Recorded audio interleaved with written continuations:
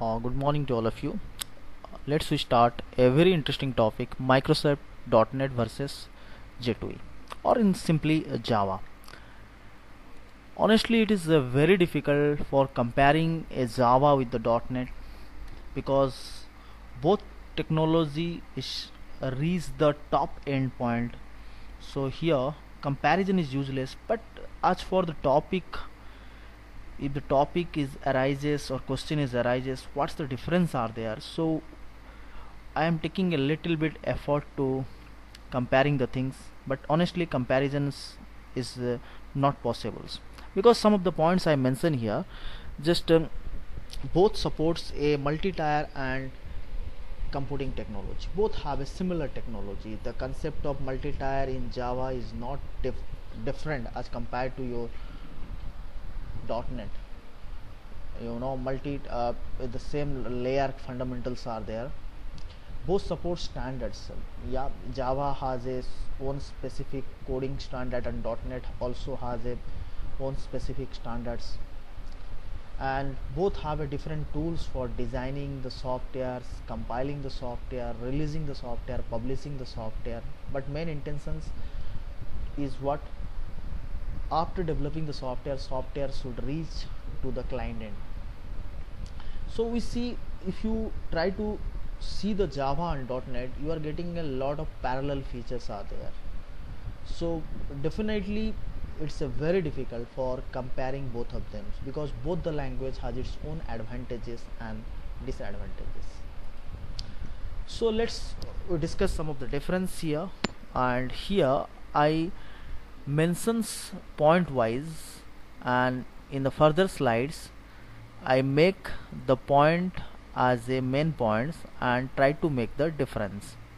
So we are discussing these are the points: platform specific between Java and .NET, language specific, runtime environments of both the language, presentation layer, open source, and graphical user face designing, and choosing between the Java and .NET. You see the platform specific. One of the fundamental is there: Java applications write once, run anywhere, because irrespective of the different platform like Windows, Macintosh, Linux and Unix, Java application run in any platform.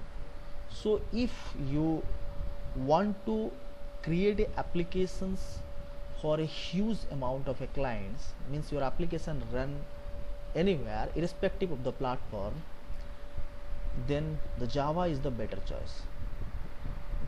And if applications is not belongs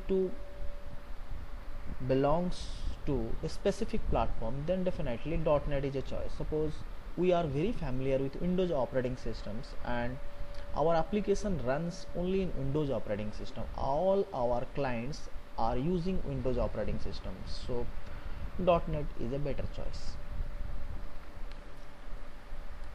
Language specific. .NET supports many languages. As for the language fundamentals, .NET has a superior positions as compared to Java, because in J2E or in Java it supports only one language, that is Java, but .NET supports a varieties of languages like C#, VB.NET, COBOL, Managed C and C++. Lots other languages are there. So this particular .NET framework can be used by many developers who are comfortable in a different number of languages. But for using J2E, you should be comfortable in Java. Runtime environments of both Java as well as .NET. So slide title like CLR versus JVM. CLR common language runtime, JVM Java virtual machines. As you see in the slide, the C#, VB.NET, Managed C++ and lots of other languages are integrated into the .NET framework as we have discussed in a previous slide. So all are compiled into a intermediate language code, and that is known as MSIL, Microsoft Intermediate Language Code. And then CLR using the fundamental of JIT, just in time compiling fundamental, convert that MSIL code into the native code, means exe file, .exe file, which is understood by the operating systems.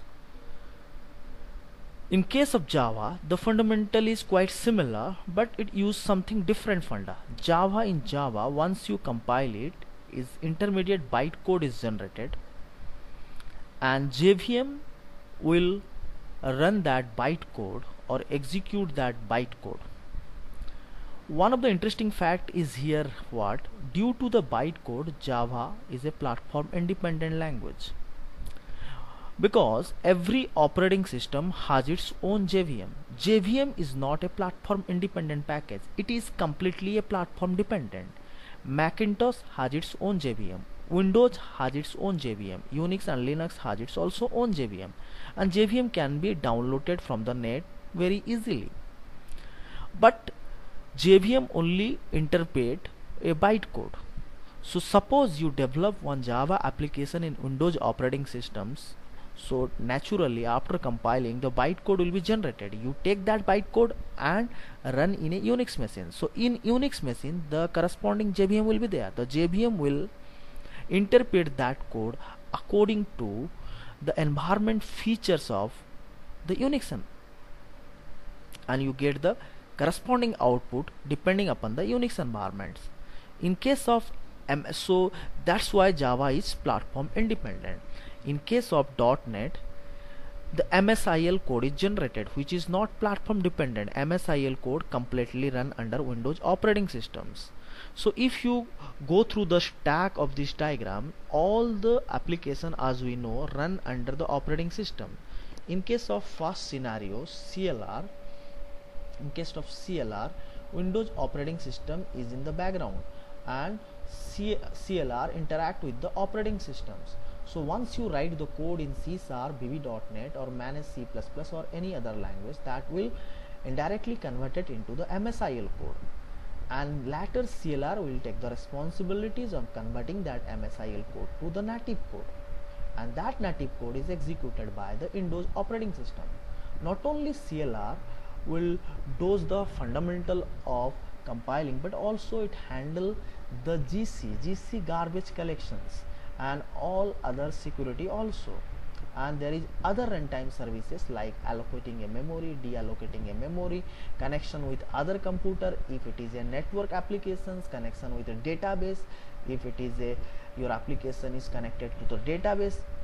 So other services, and same fundamental is used in Java also, the garbage collections, and also it maintains the security and other runtime services also.